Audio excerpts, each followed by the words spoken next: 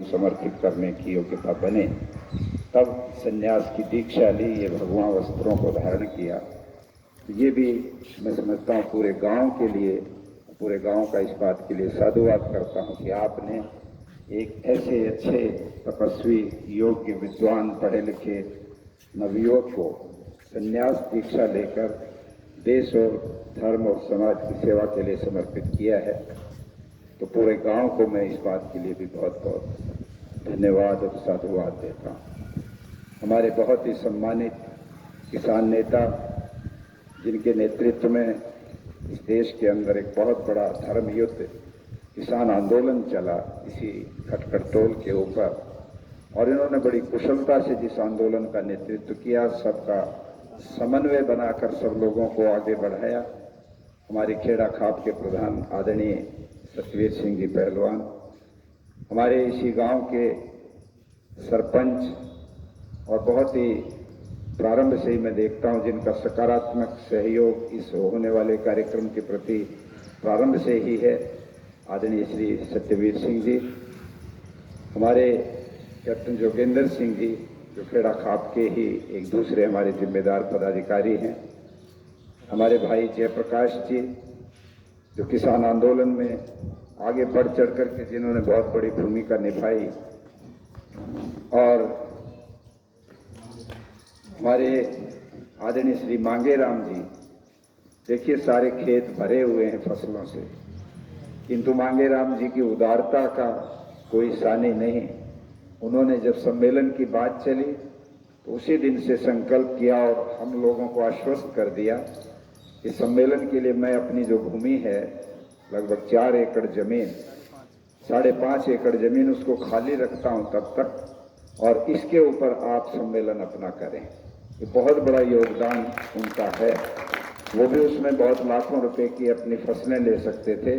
बहुत सुंदर उपजाऊ भूमि है वो, बहुत साफ सुथरी और समतल भूमि है। इसके चारों तरफ खेतों में हमारी फसलें लहला रही हैं, किंतु उन्होंने बहुत उदारता से इस कार्य को करने के लिए जो सहयोग दिया, उनका भी अभिवादन है।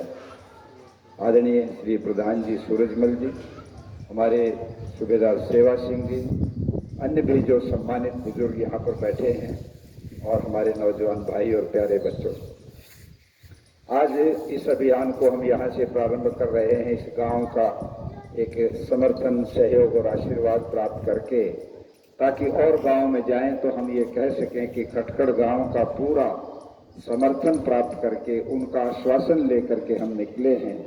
खटखड़ गांव आप सब लोगों के आतिथ्य के लिए तैयार है। आप इस सम्मेलन के अंदर दल बल के साथ आइए। ये प्रार्थना हम इन सभी गांव में जाकर के करेंगे। एक प्रश्न उठता है कि ये सम्मेलन खटखड़ टोल पर ही करने को क्यों निश्चय किया गया। पहले इसकी घोषणा की थी जींद में करेंगे। जींद अपने आप में बहुत पुराना जिला है। हरियाणा और पंजाब जब अलग हुए तो 7 ही जिले थे, जिनमें जींद भी जिला था। बाकी तो आज 2-2, 3-3 जिले एक जिले में से बन गए, किंतु जींद जिला उसी समय का ओरिजिनल जिला है, प्रसिद्ध भी जिला है, जींद रियासत भी रही है, सब लोग जींद का नाम जानते हैं। तो हमने तय कर दिया कि जींद में ये सम्मेलन होना चाहिए, ताकि कालका से लेकर के और नारनौल के बीच में जींद पड़ता है, इधर सिरसा से बहादुरगढ़ के बीच में ये जींद पड़ता है। जींद सबसे अनुकूल पड़ेगा हरियाणा के लोगों के लिए, तो यहाँ पर ये सम्मेलन होना चाहिए।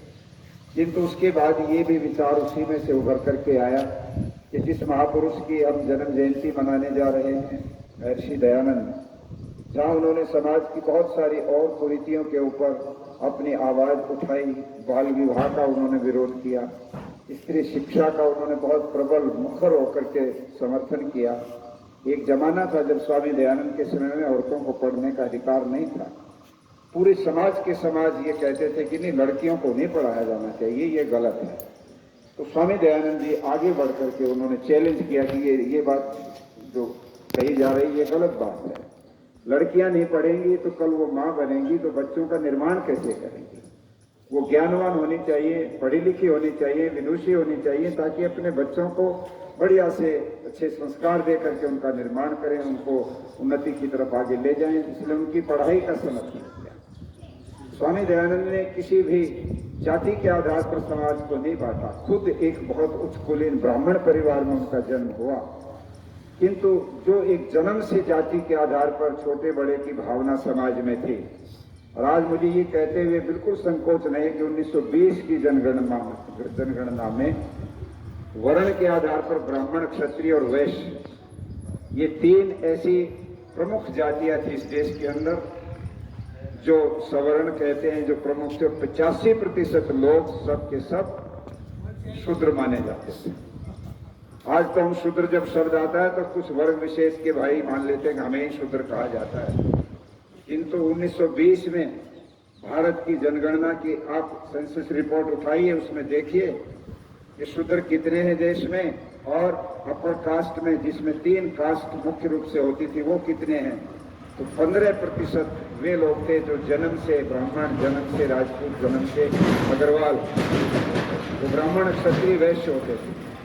और बाकी जितनी जातियां थे, आज हमारे हरियाणा में सबसे प्रभुत्व वाली जाति है, अहीर है, गुर्जर है, और दूसरी बिरादरियां हमारे यहाँ पर हैं, कि सब के सब एक खाते पर ही थे, सब के सब सूत्र में लिख देते थे लिखने वाले। कितने बड़े स्वामी दयानंद ने कहा ये गलत है।